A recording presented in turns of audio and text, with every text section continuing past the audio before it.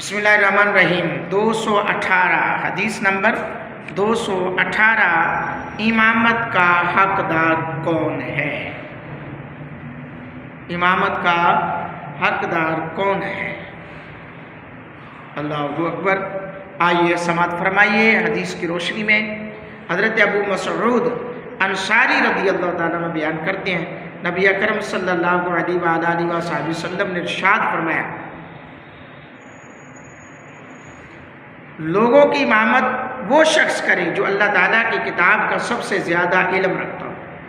اگر وہ قرات میں برابر ہو تو جو شخص سنت کا زیادہ علم رکھتا ہو، اگر وہ سنت میں برابر ہو تو جس شخص نے پہلے ہجرت کی ہو، اگر وہ ہجرت میں برابر ہو تو جس شخص کی عمر زیادہ ہو۔ کوئی شخص کسی دوسرے کی امامت کی جگہ میں امامت نہ کرائے، کسی شخص کے گھر میں اس کے بیٹھنے کی مخصوص جگہ پر اس کی اجازت کے بغیر کسی دوسرے کو نہ بٹھایا جائے۔ اللہ اکبر۔ یہاں پہ تین مسائل کا تذکرہ ہے، امامت کا، پھر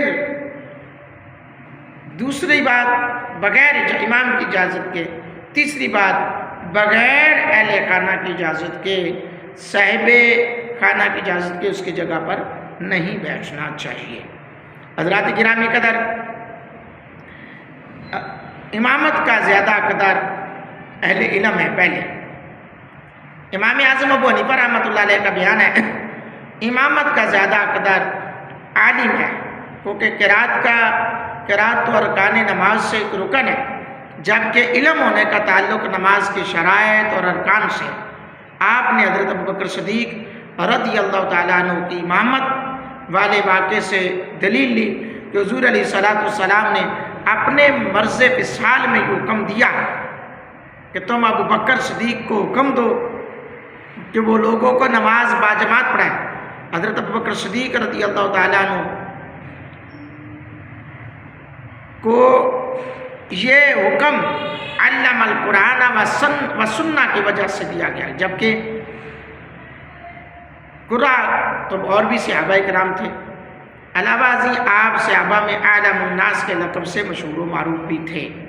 حضرات گرامی قدر، پتہ چلا کہ جب آپ 2 4 6 افراد ہیں، ان میں سب سے زیادہ مرتبہ پہلے اس کا جو اہل علم ہے، پھر قرہ حضرات ہیں، اور پھر اس کے بعد جو سنت پہ عمل کرنے والا ہے، پھر اس کے بعد جو آپ سے بڑا ہے، یعنی درجہ بدرجہ امامت کا ایک حق جو ہے وہ بیان کر دیا ہے۔